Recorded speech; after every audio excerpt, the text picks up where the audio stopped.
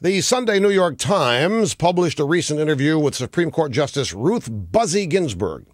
After expressing her annoyance over a 1980 decision that forbids using Medicaid tax dollars for abortions, Justice Ginsburg said this, quote, "Frankly, I had thought that at the time Roe was decided, there was concern about population growth, and particularly growth in populations we don't want to have too many of, so that Roe was going to then be set up for Medicaid funding for abortion," end quote. Now, this is astounding, and what's astounding is that a matriarch of modern liberalism was candid about the underlying objective of the abortion movement, and that is to rid society of undesirables.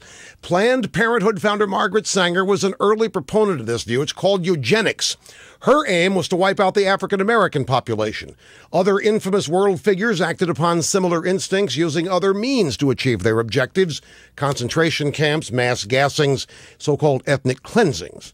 Justice Ginsburg hasn't yet stated which American population she'd like to see wiped out using Medicaid taxpayer-funded abortions. New York Times interviewer didn't ask, or perhaps assumed that New York Times readers already knew. But Justice Ginsburg's remarks tell the real story. They ought to dispel for all time any notion that the abortion movement is about privacy or choice or freedom. It should also tell you why liberals reacted so strongly to my term feminazi. It hit way too close to home.